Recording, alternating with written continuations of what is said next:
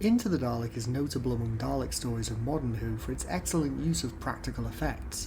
In many ways, from a technical standpoint, Into the Dalek is, more than any other new Who Dalek story, made in the style of classic Who but with the benefits of modern filming technology and post-production. In this video, we are going to be looking at 10 interesting behind-the-scenes facts about Into the Dalek. Number 1. Broken Dalek Dome Light. During the Daleks' attack on the Aristotle, one of the Dalek props has a broken dome light, meaning only one of the lights flashes on this Dalek. This was noticed by the production team, but they decided to leave it in, creating the implication that this Dalek had been damaged in the firefight with the crew of the ship. This makes sense, as in another shot we see the crew destroy another Dalek with concentrated fire. Number 2. The SFX exploding Dalek shot from multiple camera angles. The production team for Into the Dalek used specially modified SFX Dalek props for the various Dalek destruction scenes, and filmed the special effects from multiple angles to allow the glorious Dalek explosions to be shown in a variety of different ways. Each of the exploding Dalek shots were actually filmed using the same prop, an SFX prop that had been built for the Day of the Doctor but was never used. This prop was reconstructed and retained for later use once its scenes were shot, and the remains of the Daleks in the aftermath were depicted using destroyed Dalek skirts originally created for Asylum of the Daleks. Number 3. The exploding Dalek's pillow. During one of the exploding Dalek SFX shots, a safety pillow inside the Dalek shell can be seen when the top half of the Dalek is blasted off. Maybe this Dalek ordered a deluxe casing modification with plush interior? In reality, this was a safety device designed to protect the skirt section of the Dalek from being damaged during the stunt. Number 4. Toy Daleks being used for the bridge scene. During the scene set on the bridge of the Dalek ship, full-scale props were used for the close-ups of the Dalek bridge commanders, but for the wide shots, a specially made set populated by 12-inch Dalek toys was used. These figures had been repainted and given weathering to allow them to better match up to the full-size props, but the glowing of their ear lamps is significantly less vibrant, giving them away.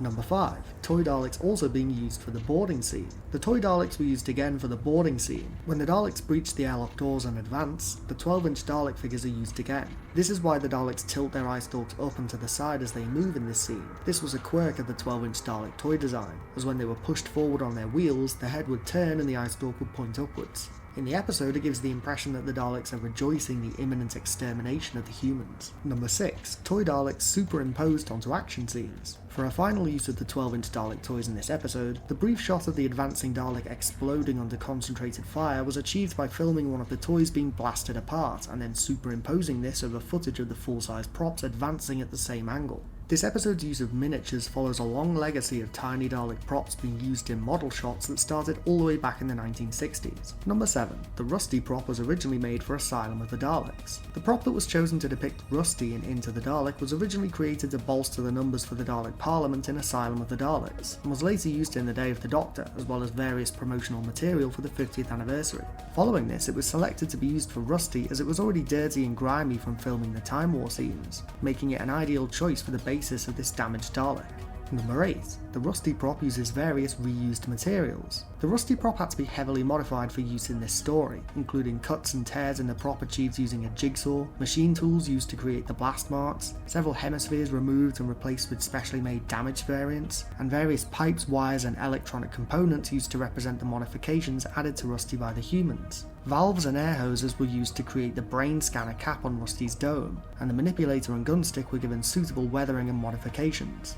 All in all, the Rusty prop is the most heavily modified hero Dalek prop in any Doctor Who production thus far. Number 9. The action scenes were shot in a regular filming location.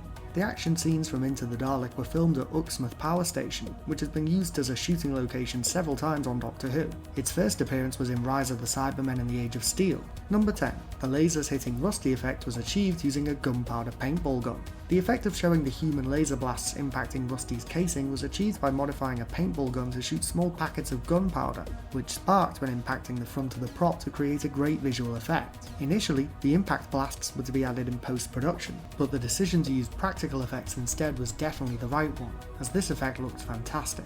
And that concludes our list of 10 interesting behind-the-scenes facts about Into the Dalek. Which of these facts is your favourite? Do you know any other interesting behind-the-scenes facts about Dalek episodes? Let me know in the comments below. Don't forget to click below to subscribe to Dalek Bumps.